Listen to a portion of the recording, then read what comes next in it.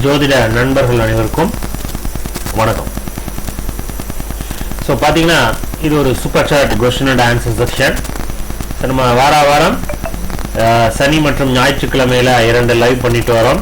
சனிக்கிழமை open live ஆகும். ஞாயிற்றுக்கிழமை பார்த்தீங்கன்னா சப்ஸ்கிரைபர் நம்ம சேனலில் சப்ஸ்கிரைப் பண்ண நபர்களுக்கு மட்டும் தனி லைவ் அப்படின்ட்டு 2 நாட்கள் நம்ம பண்ணிட்டு வரோம். ஸோ அதில் சில நேர்கள் பேமெண்ட் பண்ணிவிட்டு கொஷின்ஸ் கேட்டிருந்தாங்க. அதற்கான ஆன்சர் தான் இன்றைக்கி பார்க்க போகிறோம். அதனால் பார்க்கக்கூடிய நேர்கள் உங்கள் ஜாதகத்திற்கும் இப்போ நடப்பு தசாபுத்திக்கு என்ன பலன் அப்படிங்கிற அடிப்படையில் உங்களுடைய கேள்விகள் சந்தேகங்கள் ஏதாவது இருந்தாலோ, அல்லது திருமணம், வேலை வாய்ப்பு, அந்த திருமணம் காதலா அல்லது நிச்சயிக்கப்பட்ட திருமணமா, வேலை வாய்ப்புன்னு பார்த்தீங்கன்னா அரசு வேலையா, ப்ரைவேட் வேலையா, வெளிநாட்டு வேலையா, வெளிநாட்டு யோகம், இது போன்ற ஆஸ்பெக்டில் உங்களுடைய கேள்விகள் ஏதாவது இருந்துச்சுனாலும் உங்கள் ஜாதகம் ரிலேட்டடாக ஸோ சனிக்கிழமை மற்றும் ஞாயிற்றுக்கிழமை நம்ம சேனலில் கண்டக்ட் பண்ணக்கூடிய இந்த லைவ் ப்ரோக்ராமில் கலந்து கொண்டு உங்கள் ஜாதகத்துக்கும் பலன் கேட்டு தெரிஞ்சுக்கலாம். சரி, இப்போ இந்த வாரத்தில் யாராவது கேள்வி கேட்டிருந்தாங்க அப்படிங்கிறத பார்த்துடலாம். ஸோ முதலாவதாக பார்த்தீங்கன்னா பிஎஸ்ஒய்ங்கிறேன். ஆமாம், பிஎஸ்ஒய் முத்து கேமிங் அப்படிங்கிற ஒரு ஐடியிலேருந்து கேட்டிருந்தாரு. நம்ம வியாழக்கிழமை ஒரு லைவ் பண்ணியிருந்தோம். ஸோ வியாழக்கிழமை பார்த்தீங்கன்னா ஜென்ரலாக கொஸ்டின் அண்ட் ஆன்சர், அதாவது ஜோதிடம் ஆர்வம் உள்ளவர்களுக்கு அந்த லைவ் பிடிக்கும். ஸோ ஏன், எதுக்கு, காரணம், காரியத்தோடு அந்த விவாதம் இருக்கும்.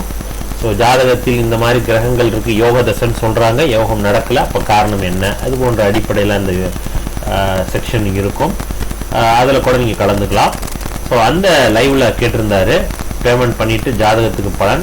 ஸோ அதில் பிஎஸ்ஒய் முத்து கேமிங் அப்படிங்கிறவர் கேட்டிருந்தாருங்க. அவரோட டேட் ஆஃப் பர்த் பார்த்தீங்கன்னா 29/11/96 8:25 PM நாமக்கல்ல.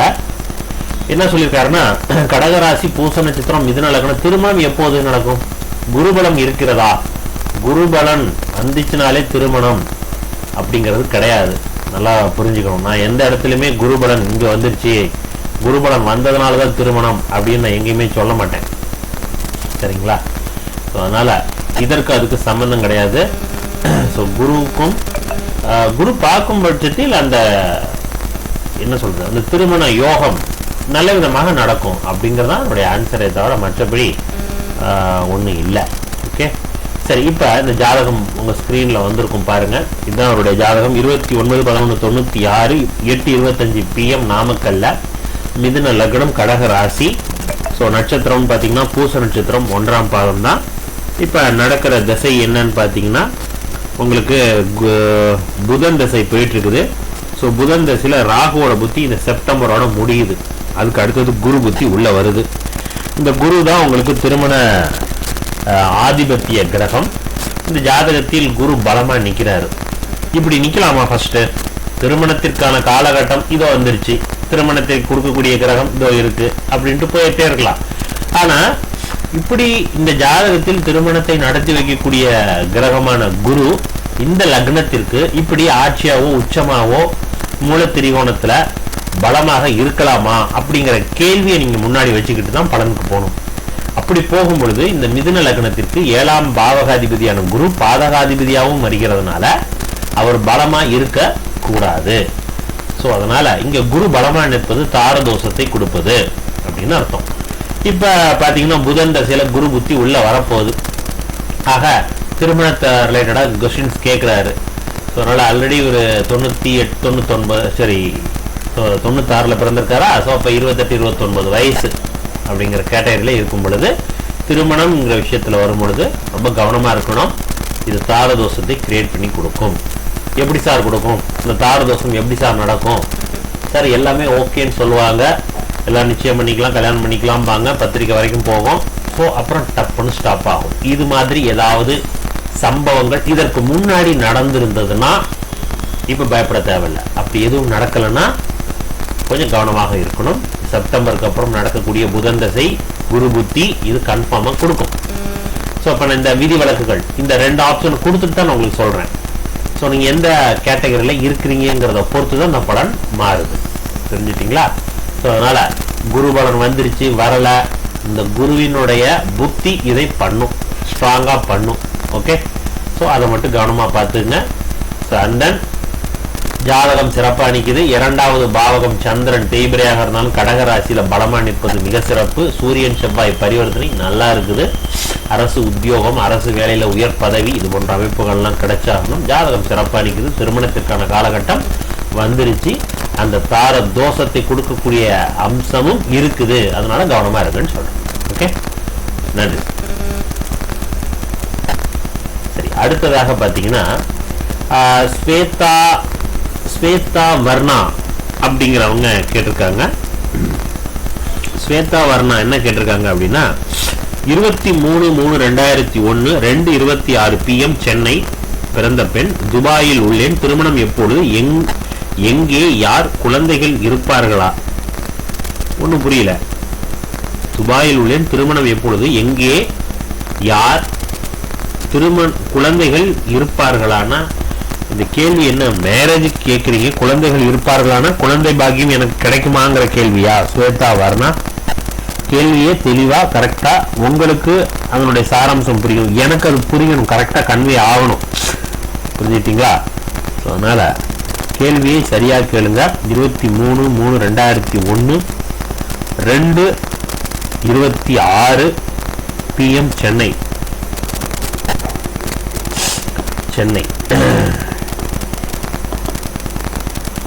சரி, உங்க ஜாதகத்தை எடுக்கிறேன். குழந்தை பாக்கியம் உங்களுக்கு உண்டா இல்லையாங்கிற ஆஸ்பெக்ட்ல தான் நீங்க கேட்டிருக்கிறீங்கிறத நான் புரிஞ்சுக்கிறேன். சரிங்களா? சரி, திருமணம் எப்பொழுது? இவங்களும் அதே கேள்விதான். தயவுசெய்து ஸ்வேதா வர்ணா இவங்க என்ன பண்ணியிருக்காங்கன்னா ஜஸ்ட் பேமெண்ட் மட்டும் பண்ணியிருக்காங்க. அவங்களோட டெக்ஸ்ட் விசிபிள் ஆகலை. ஸோ நான் வந்து லைவ்ல போய் அவங்களுடைய கமெண்ட் நான் தேடி கண்டுபிடிச்சி எடுத்து போடுறேன். இது ஒவ்வொரு தடவையும் போட்டுட்டு இருக்க முடியாது. இப்போ நீங்கள் மற்றவங்கலாம் பார்த்தீங்கன்னா பேமெண்ட் பண்ணிட்டு அதோட டெக்ஸ்ட்டையும் பிரிண்ட் பண்ணி அனுப்பிடுவாங்க. எனக்கு ஈஸியாக போயிடும். இல்லாத பட்சத்தில் இந்த ஸ்வேதா வர்ணா எப்போ அவங்க வந்தாங்க, என்னைய காலகட்டத்தில் நம்ம டெக்ஸ்ட் பண்ணாங்க, தேடி கண்டுபிடிக்கணும். அந்த 1 ஹவரில். ஓகே, அப்படி தான் இப்போ கண்டுபிடிச்சிருக்கேன். சரி, இவங்க ஜாதகம் ஸ்க்ரீனில் வருங்க பாருங்கள். கடக லக்னம், கும்பராசி. கடக லக்னம், கும்பராசி. ஸோ நட்சத்திரம்னு பார்த்தீங்கன்னா சதயம் 4ஆம் பாதம். இப்போ நடந்துட்டு இருக்கிற தசை சனி தசை தான் போயிட்டு இருக்குது. சனி தசையில் சுக்கிர புத்தி போன வருடம் 2024 மார்ச்லேருந்து 2027 மே வரைக்கும் சுக்கிர புத்தி. ஸோ சனி திசையில் சுக்கிர புத்தி. இந்த ஜாதகத்தில் சனி தான் ஆதிபத்திய கிரகம், திருமணத்தை கொடுக்கக்கூடிய ஆதிபத்திய கிரகம் சனி. கலஸ்திர காரகன் சுக்கிரன், அவருடைய புத்தி தான் போயிட்டு இருக்கு. இங்க குருவும் சுக்கிரனும் பரிவர்த்தனையில் நிற்கிறாங்க. ஸோ அதனால ஜாதகம் எப்படி நிற்கிது அதை தாண்டி கிரகங்கள் சனி நல்லா நிற்கிறாரு. சனி குருவோடு இணைந்து சனி 3 குரு 12 நல்ல விதமான வரன் வந்தாகணுங்கிறது தான் விதி இந்த ஜாதக அடிப்படையில். ஸோ சனி குருவோடு இணைந்து சுக்கிரனோடு பரிவர்த்தனையில் பலமாக இருந்து அந்த குரு தன் 9ஆம் பார்வையாக 7ஆம் வீட்டை பார்க்குது. எது? மகர ராசி. இதுதான் உங்களுடைய திருமண வரனை குறிக்கக்கூடிய பாவம். அந்த பாவம் நல்லா இருக்கு, நல்ல விதமான வரன் வரணும், இது விதி. ஓகே, எப்போ திருமணம்? இந்த சுக்கிர புத்தியில திருமணமா? இல்லை, சுக்கிர புத்தியில திருமணத்தை கொடுக்காது. சூரிய புத்தியில கொடுக்குமா? 2027 கொஞ்சம் பொறுமையா இருங்க. சூரிய புத்தியில கண்டிப்பா கொடுக்கணும். சுக்கிரனோடு இணைந்து பரிவர்த்தனை குருவோடு இணைஞ்சதுனால. அதே நேரத்தில் சூரியன் உங்களுக்கு சனியினுடைய நட்சத்திரமா? பார்த்தீங்களா? சனியினுடைய நட்சத்திரம். ஓகே, அதனால சூரிய புத்தியில கண்டிப்பாக உண்டு. 2027க்கு அப்புறம் தான் சுக்கிர புத்தியில இப்போதைக்கு திருமணம் அப்படின்னு போனீங்கன்னா பிடிக்காத வரன் சாட்டிஸ்ஃபேக்ஷன் குறைவாக இது போன்ற அமைப்புகள் இதெல்லாம் கொடுக்கும். இன்னைய காலகட்டம் இந்த சுக்கிர புத்தி என்னென்னலாம் பண்ணும்? சுக்கிர புத்தி உங்களுக்கு சனி தசை சுக்கிர புத்தி லவ் விஷயத்தில் ஈடுபட வைக்கும். திருமண வரன் அப்படிங்கிற வந்தால் கூட உங்களுக்கு பிடிக்காத வரனை ஏற்படுத்தி கொடுக்கும். ஸோ மிஸ் அண்டர்ஸ்டாண்டிங் இருக்கக்கூடிய ஒரு கணவன் மனைவியாக இருக்கிறாங்க, திருமணம் ஆயிடுச்சுன்னா இது போன்ற அமைப்புகள் தான் பணம் நடந்துகிட்டு இருக்கும். ஸோ கொஞ்சம் பொறுமையாக இருங்க. சுக்கிர புத்தி முடியட்டும். சூரிய புத்தியில் அந்த அமைப்பு நல்லா இருக்கும். சூரியன் சனி சாரம் வாங்கி நிற்கிறார். சனி குருவோட இணைஞ்சு சுக்கிரனோட பரிவர்த்தனை நிற்கிறதுனால கண்டிப்பாக அன்றைய காலகட்டம் நல்லா இருக்கும். ஸோ திருமண வாழ்க்கை நல்லா இருக்கும் சார். நல்லா இருக்குமா? 2வது பாவகாதிபதி 8ல் மறைஞ்சாலும் பரவாயில்லை. குரு சுக்கிரனோடு இணைஞ்சு சுபத்துவம் இணைப்பது குடும்ப வாழ்க்கை சிறப்பாக இருக்கும். Okay, right. குழந்தை பாக்கியம் இந்த ஜாதகத்துக்கு 5ஆம் இடத்துல செவ்வாய் நிற்கிறாரே, அப்புறம் என்ன? அந்தன் குருவினுடைய பார்வையும் இருக்குல்ல. அதனால குரு பரிவர்த்தனை ஆட்சியும் ஆகிறார். 9ஆம் பாவகம் பலம் எப்பவுமே 5 அல்லது 9 தொடர்பு இருக்கணும், அல்லது 5ஆம் பாவகாதிபதி அல்லது 9வது பாவகாதிபதி பலமா இருக்கணும், அல்லது குரு பலமா இருந்துச்சுன்னா குழந்தை பாக்கியத்தை கொடுக்கும். இந்த இதில் 5ஆம் இடத்தில் செவ்வாய் இருக்கக்கூடாது. இருந்தாலும் பெண் குழந்தை, இங்க பெண் வீட்டில் செவ்வாய் உட்காந்துருக்காங்க, ஆண் குழந்தை அப்படிங்கிற அமைப்பை கொடுக்கும். கண்டிப்பாக குழந்தை பாக்கியம்லாம் உண்டுங்க. நன்றி. சரி, அடுத்ததாக இன்னொருத்தர் பார்த்தீங்கன்னா பாண்டி கேட்டிருக்காரு. மாதவ் அப்படிங்கிற கேட்டிருக்காரு. 3/10/2002 3/10/2002. ஸோ டைம் பார்த்தீங்கன்னா 6:07 PM. 6:07 PM. எந்த ஒரு சிவகாசியிலேருந்து கேட்டிருக்காரு. சரி, என்ன கேட்டிருக்கார்? சிவகாசி, தமிழ்நாடு. சிம்மராசி, மீன லக்னம். சரி, ரைட்டு, கரெக்டு தான். சிம்மராசி, மீன லக்னம். ஃபர்ஸ்ட் கேள்வி லவ் ஆர் அரேஞ்ச் மேரேஜ். 2வது கேள்வி சொந்தத்தில் பெண் அமையுமா இல்லை வெளியிடத்தில் அமையுமா, ஏஜ் எந்த கேட்டகரியில் பொண்ணு அமையும் அப்படிங்கிறதையும் கேட்டிருக்காங்க. மேரேஜ் லவ் ஆர் அரேஞ்சா, வெளியிலையா சொந்தத்திலையா, இதுதான் கேள்வி. உங்களுடைய ஜாதகம் ஸ்க்ரீனில் வரும் பாருங்க. மீன லக்னம், சிம்ம ராசி, நட்சத்திரம் மகம், 2ஆம் பாதம். இப்போ நடந்துட்டு இருக்கிறது சுக்கிர திசை போயிட்டு இருக்குது. ஸோ சுக்கிர திசையில் புதனுடைய புத்தி அடுத்த வருடம் பிப்ரவரி மாதம் வரைக்கும் நடக்குது. ஸோ புதன் 7ஆம் இடத்தில் வக்ரமாகி 6வது பாவகாதிபதி சூரியனும் அங்கே அமர்ந்து நிற்கிறாரு. லக்னாதிபதி 5ஆம் இடத்துல உச்சமாக நிற்குது. நடந்துட்டு இருக்கிற சுக்கிர திசையில் புதன் புத்தி. அடுத்ததாக கேது. ஸோ கேதுவும் பார்த்தீங்கன்னா 9ஆம் இடத்தில் அமர்ந்து நிற்குது. 7ஆம் இடத்தில் புதன் வக்ரம். இது ஒன்று தான். சனியினுடைய பார்வை இல்லை. சொந்தமா வெளியிலையா, லவ்வா அரேஞ்ச் மேரேஜா அப்படிங்கிறதான் கேள்வி. சுக்கிரன் பலமா இருந்துச்சுன்னா அது போன்ற விஷயங்களை கொடுக்கும், லவ்ங்கிற விஷயத்தெல்லாம். ஆனால் இந்த லவ் எப்படி இருக்கும், நன்மை தருமா அப்படிங்கிற பாயிண்ட்ல பார்க்கணும். ஏன் சார் அப்படின்னா, இங்கே அஷ்டமாதிபதியாக சுக்கிரன் வேலை செய்வார். காதல் மூலமாக பிரச்சனையும் கொடுப்பார். சுக்கிரன் அஷ்டமாதிபதியாக இருக்கிறார். அப்ப காதல், காமம் இது போன்ற விஷயங்களில் பெண்களால ப்ராப்ளம் அப்படிங்கிற பாயிண்ட் இங்கே அஷ்டமாதிபதி சுக்கிரனுடைய வேலை அப்படின்னு சொல்லலாம். ஸோ அதனால லவ்ங்கிற அமைப்புல இன்னைய காலகட்டம் சரி இருக்காதுங்கிறத சொல்லியிருந்தேன். சரி, அப்ப லவ் ஆர் அரேஞ்ச் மேரேஜுக்கு போங்க, அதான் நல்லா இருக்கும். சொந்தமா வெளியிலையா, அந்த இதில் பார்க்கும் பொழுது நீங்க சொந்தத்தில் போறதுக்கான வாய்ப்புகள் பலமா நிற்குது. ஏன்னா 7வது பாவகத்தில் புதன் உட்கார்ந்து நிற்கிறாரு. 6வது பாவகாதிபதி 7ஆம் இடத்துல உட்கார்ந்துருக்காரு. இது தாய் மாமன் வழி உறவுகள் அப்படிங்கிறத காட்டுது. 6ஆம் இடம் தாய் மாமன் வழி அல்லது அப்பாவோட கூட பிறந்த அத்தைகள், இதெல்லாமே 6ஆம் இடம் தான். அந்த பாவகாதிபதி 7ஆம் இடத்துல உட்கார்ந்து நிற்குது. 7வது பாவகாதிபதி 7ஆம் இடத்துல பலமா நிற்கிறார், வக்ரமா நிற்கிறார். இது கண்டிப்பா கொடுக்கும். அப்ப சொந்தத்துல போறதுக்கான அமைப்பு இருக்குது. ஆனால் லவ்ங்கிறத விட அரேஞ்ச் மேரேஜ்ங்கிற ஆப்ஷனை கொடுக்குதுன்னு சொல்லலாம். ஓகேங்களா? ரைட். ஏஜ் எவ்வளோ ரொம்ப அதிகம்லாம் இருக்காது, பெரிய அளவுலாம் வித்தியாசம் இருக்காதுங்க.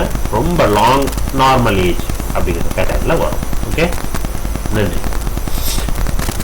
ஸோ இந்த 3 நபர்கள் தான் இந்த வாரத்தில் நமக்கு லைவ்ல சூப்பர் சாட்டில் கொஷின்ஸ் கேட்டிருந்தாங்க. அவங்களுக்கான ஆன்சர் தான் நம்ம பார்த்தோம். ஸோ அதனால் வாரம் இந்த லைவை நம்ம பண்ணிட்டு வரோம். ஒவ்வொரு சனிக்கிழமை ஓப்பன் லைவாகவும் யார் வேணாலும் கலந்துக்கலாம். உங்கள் ஜாதகத்துக்கு பலன் நம்ம கூறப்படுகிறோம். ஞாயிற்றுக்கிழமை பார்த்தீங்கன்னா நம்ம சேனலில் சப்ஸ்கிரைப் பண்ணியிருக்கக்கூடிய நபர்கள் மட்டும் கலந்து கொண்டு அவங்களுக்கான ஜாதகத்துக்கு நம்ம பலன் சொல்லிட்டு வரோம் ஞாயிற்றுக்கிழமையில். ஸோ இப்போ 2 நாட்கள் நம்ம லைவ் ப்ரோக்ராம் கனெக்ட் பண்ணிட்டு வரோம். ஸோ பார்க்கக்கூடிய நேர்கள் ஸோ உங்கள் ஜாதகத்துக்கும் பலன் தெரிஞ்சுக்கணும்னு விருப்பப்படுறீங்கன்னா நம்ம சேனலை ஜஸ்ட் ஒரு தடவை விசிட் பண்ணிட்டு வாங்க. நான் எப்படி சொல்கிறேன், என்ன மாதிரியான பலன்கள் சொல்லிட்டு வரேன் அப்படிங்கிறத கமெண்ட் செக்ஷனையும் போய் பாருங்கள். ஸோ நம்மளோட ரிப்ளை கமெண்ட்ஸ் எப்படி வருதுங்கிறதையும் நீங்கள் பார்த்துட்டு அதுக்கப்புறம் நம்ம சேனலை சப்ஸ்கிரைப் பண்ணிட்டு ஃபாலோ பண்ணிங்க. அடுத்த வீடியோவில் சொல்லிக்கிறேன். நன்றி, வணக்கம்.